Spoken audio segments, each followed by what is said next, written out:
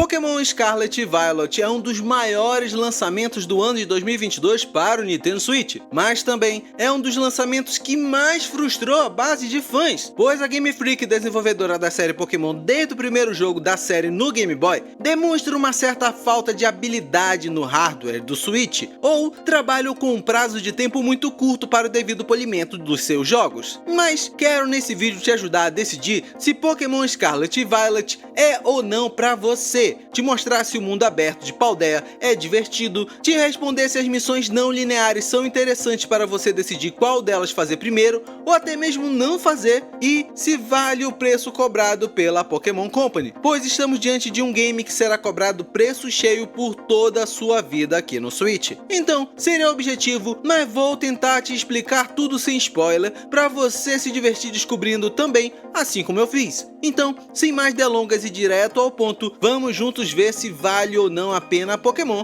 Scarlet e Violet. Primeiro, deixa eu te explicar o básico de Pokémon Scarlet e Violet, pois acredito que em anos de franquia você já conhece o suficiente do que se trata um jogo de Pokémon, mas por aqui temos certas novidades, como o mundo aberto que citei antes, o qual é bastante habitado por vários dos 400 Pokémons presentes no jogo atualmente. Temos diversas cidades que dessa vez receberam uma atenção especial, onde locais internos possuem um tamanho similar ao externo e, lógico, os Pokémons receberam novas mecânicas para fazer sentido com a exploração, que é uma prática incentivada pelo jogo, já que cada ponto do mapa guarda um item ou cavernas de raids, algo que vou comentar mais pra frente com dedicação a isso. Uma vez que você compreende o básico do que ele aguarda, tenho que te dizer que o mundo aberto faz total sentido com o jogo Pokémon, como se todos os jogos devessem ter sido assim há anos. Então é um salto evolutivo importante e que fará muita diferença no seu gameplay. Se você já for um jogador veterano na série ou se for um novato, irá amar a experiência, já que vai se assemelhar a tantos outros jogos atuais. O jogo possui 3 missões principais, que para evitar spoilers, vou ser superficial, mas uma das linhas das missões principais te conduz pelos ginásios, o clássico se torne o campeão dos treinadores Pokémon da região, o que já vimos nos jogos anteriores, mas agora com o mundo aberto as insígnias, que são as recompensas ao vencer cada ginásio, são as responsáveis por liberar os níveis dos Pokémons que ainda responderão aos seus comandos em batalha, então se torna uma linha principal e quase limitadora da aventura, pois se avançar muito sem ter insígnias, irá se deparar com seus pokémons desobedecendo seus comandos e te levando à derrota das batalhas. Temos também a linha da caça ao tesouro, que fará todo sentido com seu lendário da versão, seja o Koraidon para o Scarlet e Miraidon para o Violet, sendo que essas missões ampliam a sua capacidade de exploração do mapa aberto, e encerro por aqui para não estragar sua experiência no gameplay. E tem uma linha principal que você enfrenta a equipe Star, que seria como a equipe Rocket dos animes, onde eles estabeleceram bases no mapa e você deve enfrentá-los com as novas mecânicas de Let's Go, que faz seu Pokémon sair da Pokébola para lutar ou coletar itens à sua frente, sendo uma mecânica importante se tratando da grandeza do jogo. E essa linha de missão vai te ajudar nas TMs, que para os novos na série são as possibilidades de ensinar golpes diferentes aos seus monstrinhos.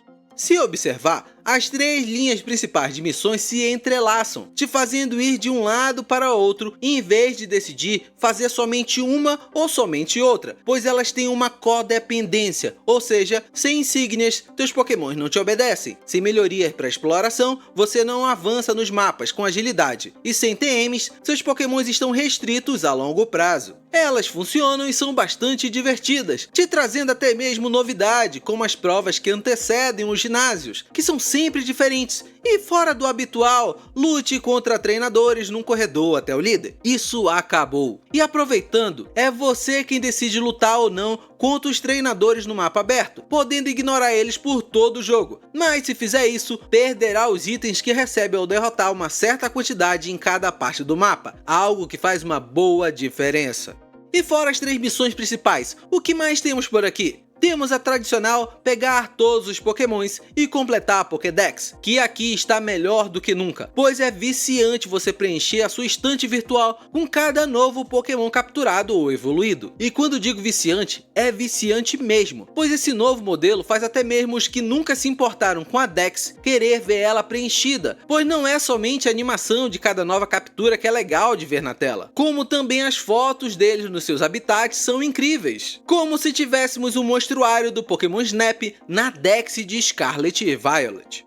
Além disso, temos as raids, que aqui são missões online ou offline, onde você e outros 3 treinadores enfrentam pokémons com um Terastal diferente do seu tipo, gerando bons desafios e ótimas recompensas na captura desses pokémons, que muitas vezes vêm com os atributos maximizados, algo que fará toda a diferença quando eu for falar à frente sobre o competitivo desse jogo.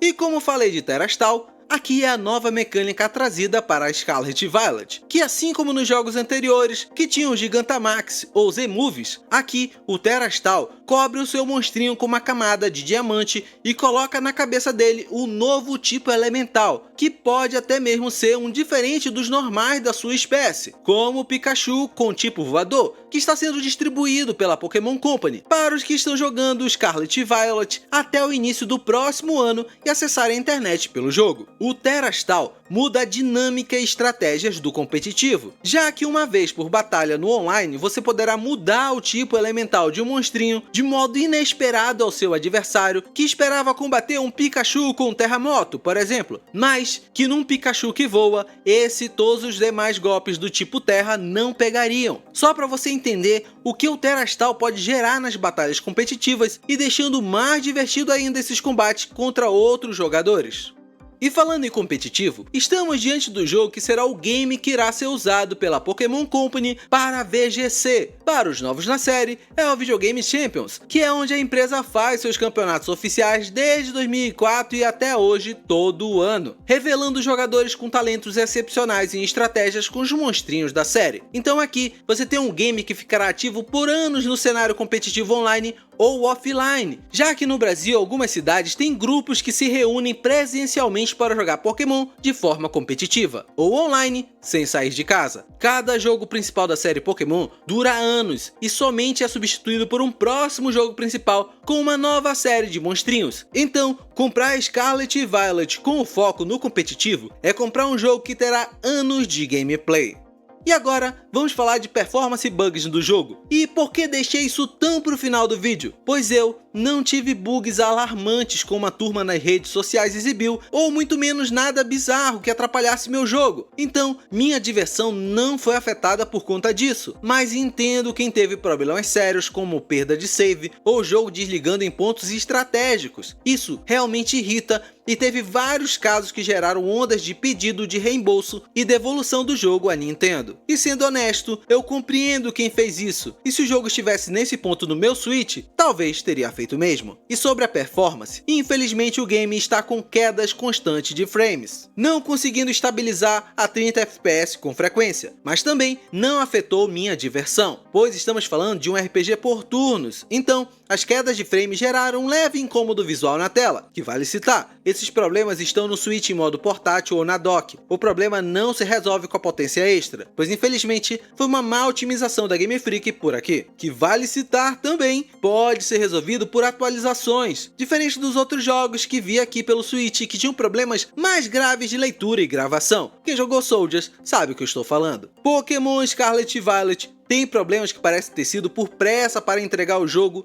e falta de polimento, coisas que veremos ser resolvidas muito em breve, já que estamos falando da série principal, que em 2023 já estará no VGC, revelando treinadores campeões por todo o mundo.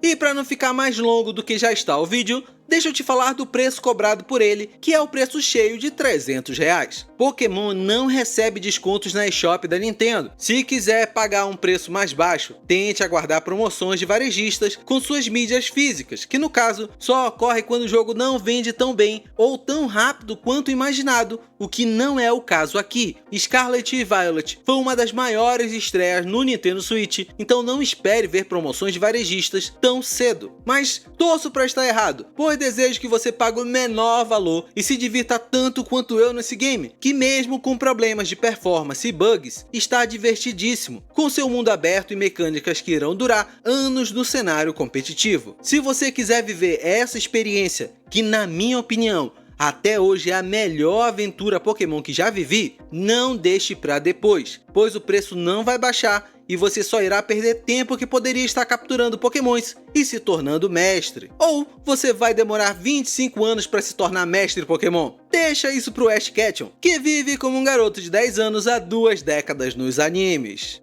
E eu vou ficando por aqui. Torço que tudo que eu tenha trazido aqui pra você tenha te ajudado a decidir ou não por esse game. Eu acredito que deixei muitas coisas de fora, mas se você perguntar aqui nos comentários, eu mesmo venho, te respondo e continuamos esse bate-papo por aqui, pois o meu interesse é te ajudar o máximo possível por aqui no Switch. E se você está jogando Scarlet Violet, deixa aqui nos comentários também, me conta aí a sua experiência nesse jogo. Está sendo legal? Você enfrentou bugs que atrapalharam seu gameplay ou foi tranquilo assim como foi comigo nas minhas 30 horas de jogo? Deixa aqui nos comentários. Eu vou continuar jogando, quero viver essa experiência competitiva por aqui, então quem sabe o que posso trazer de Pokémon aqui pela frente no canal, hein? Já deve estar passando na sua tela outros 2 vídeos do canal, dá uma conferida, algum deles deve te ajudar ainda mais por aqui. Abração e até mais!